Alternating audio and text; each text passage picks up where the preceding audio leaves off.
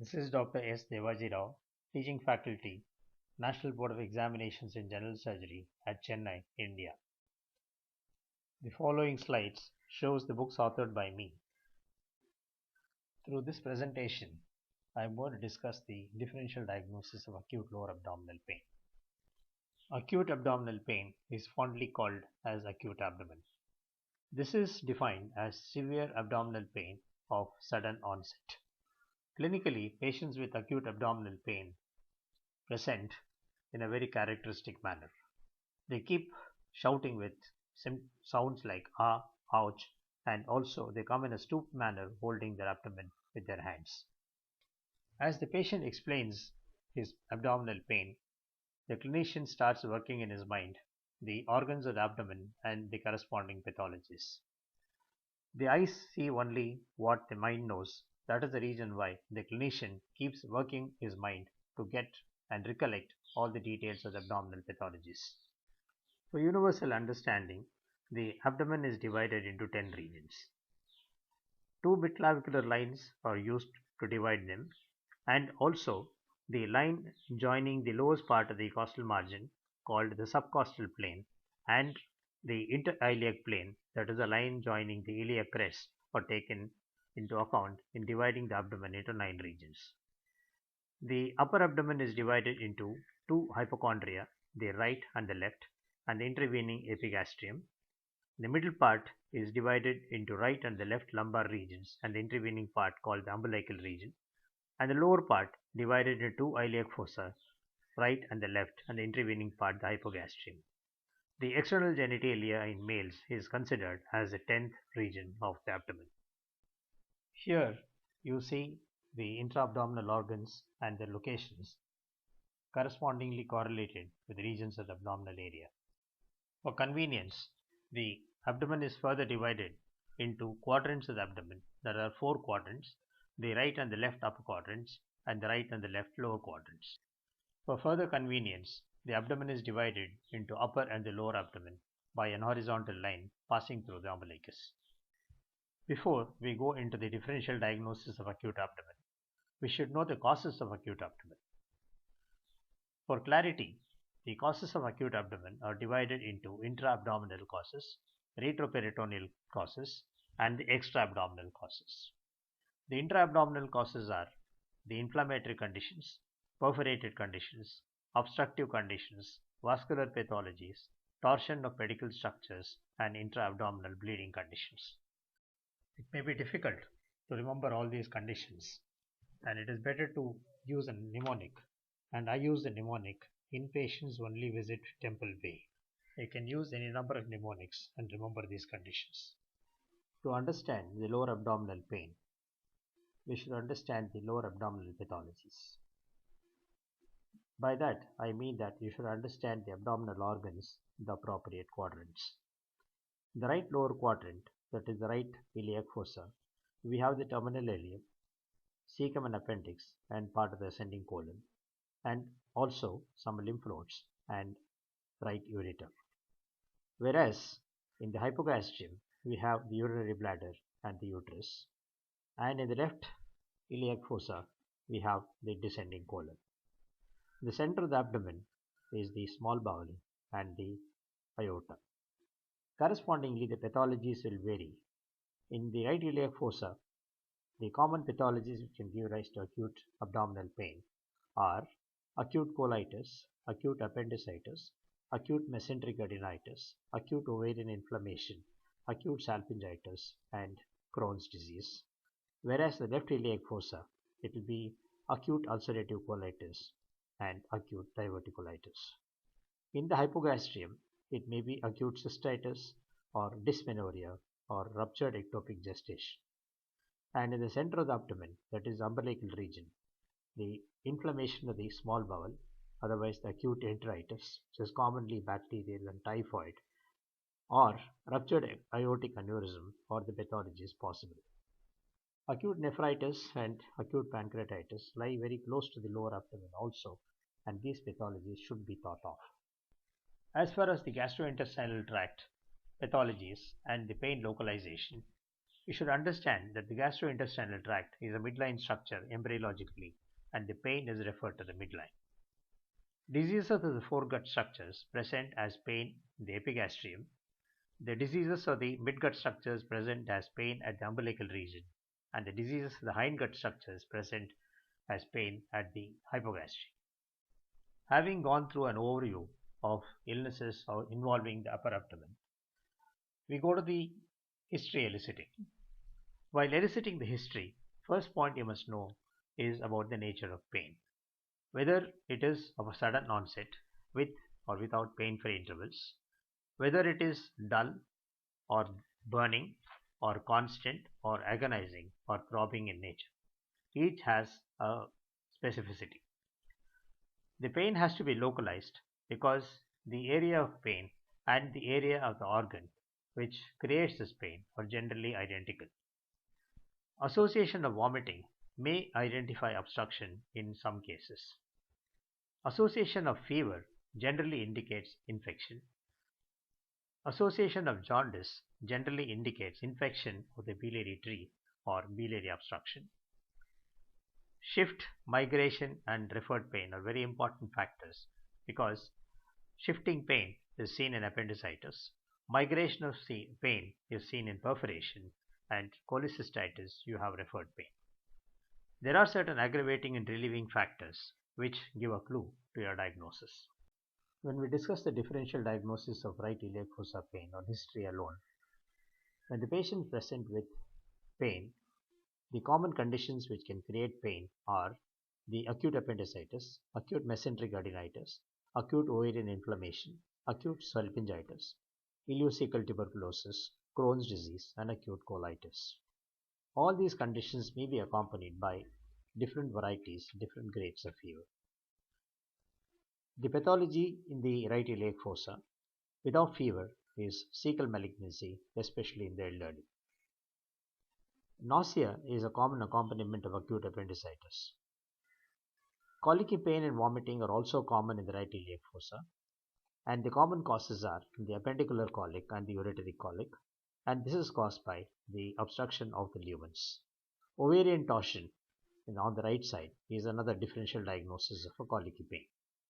Patients may present with acute pain in the right or the left iliac fossa. This pain may be associated with fever and intestinal symptoms. If the intestinal symptoms are colicky pain associated with diarrhea or dysentery, the diagnosis is acute enteritis or colitis, commonly the amoebic colitis. There may be a condition where there may be colicky pain associated with constipation, and it becomes necessary to find out whether it is a long-standing constipation or a recent onset constipation. Long-standing constipation is due to habitual constipation or an acute episode. On this chronic constipation will be a fecal impaction. Recent onset constipation needs investigation, and this may be due to an obstructing colorectal malignancy. When the acute pain is in the hypogastrium associated with fever and also the urinary symptoms like the lower urinary tract symptoms or the LUTs or retention of urine, the diagnosis may be acute cystitis or bladder outlet obstruction respectively.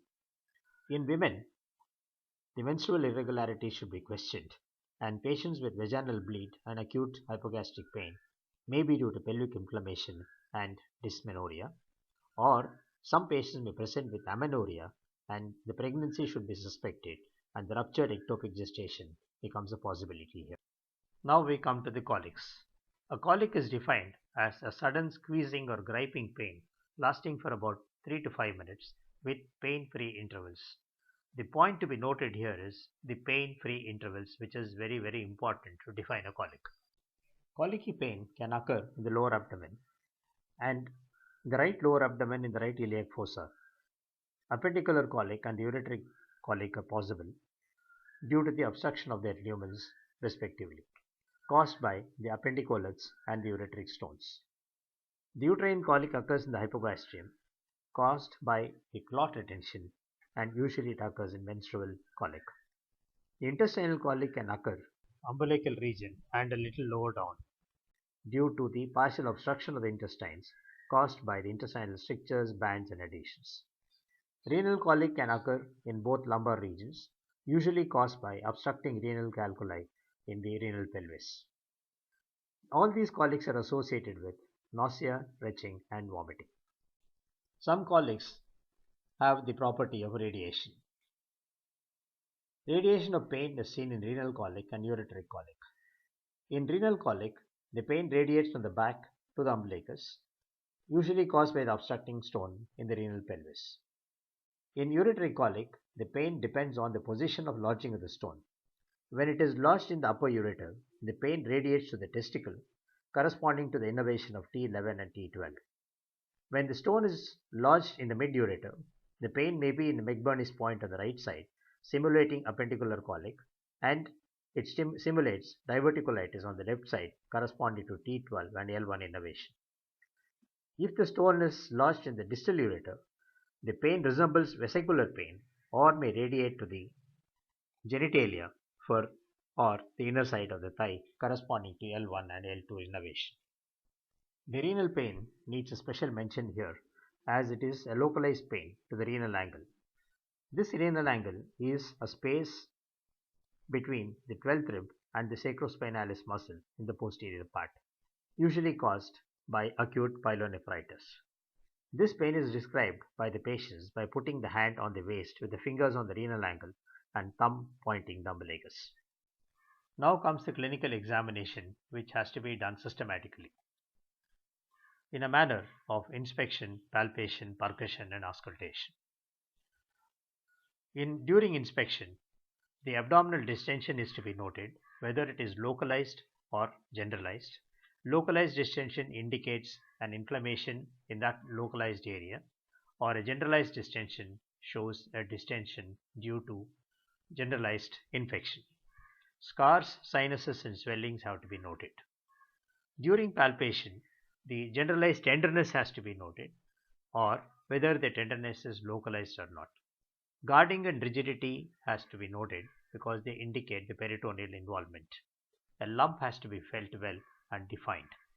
During percussion, hepatomegaly has to be clearly delineated and the obliteration of liver dullness has to be elicited. In patients with right iliac fossa pain, during the clinical examination, tenderness alone may be present as a reliable clinical finding. Guarding and rigidity may be present when the peritoneal involvement is present.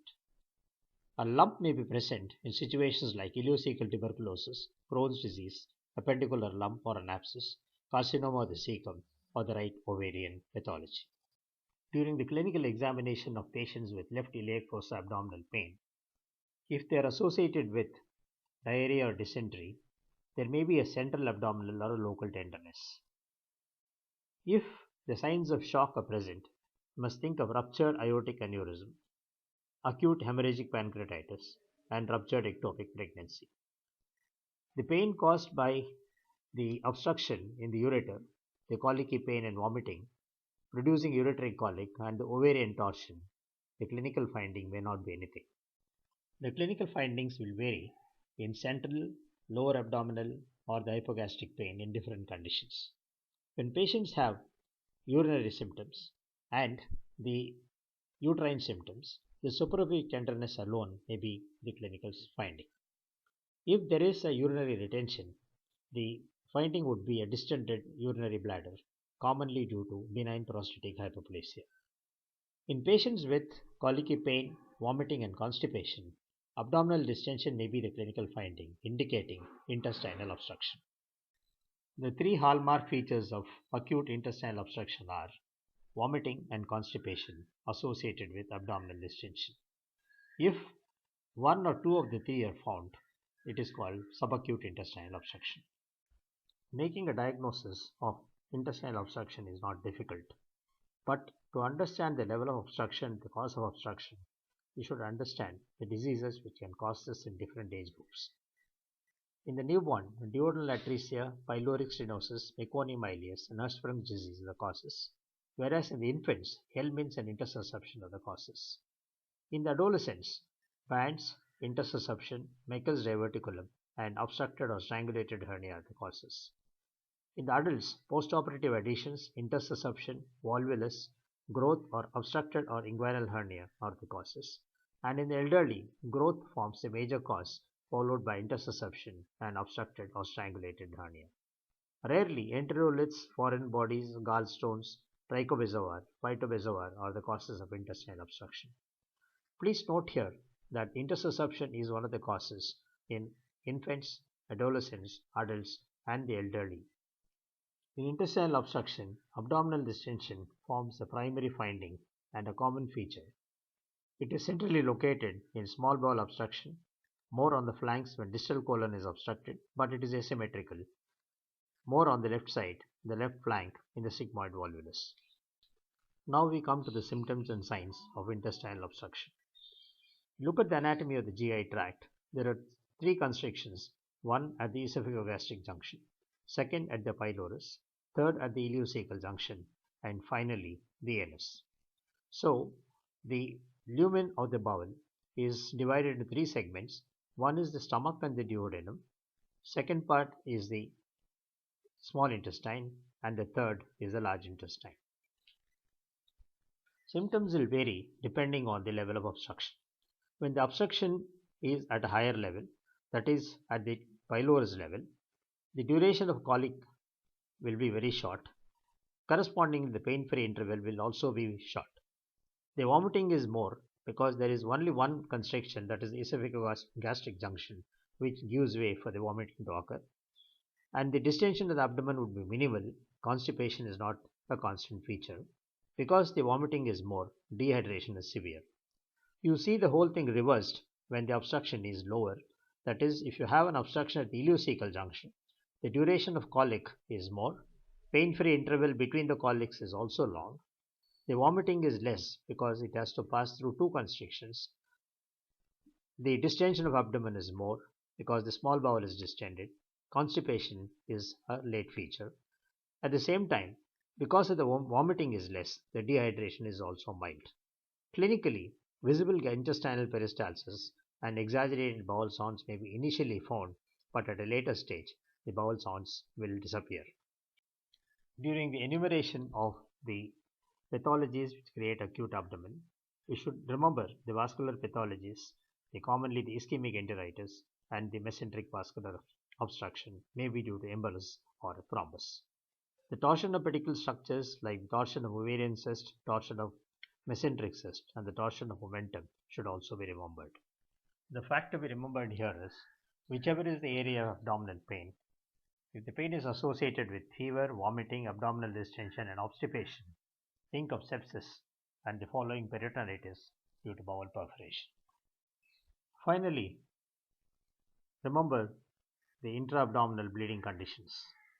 The bleeding conditions can occur in the hollow organs as ruptured ectopic gestation, acute leaking aortic aneurysm, or the ruptured lutein cyst.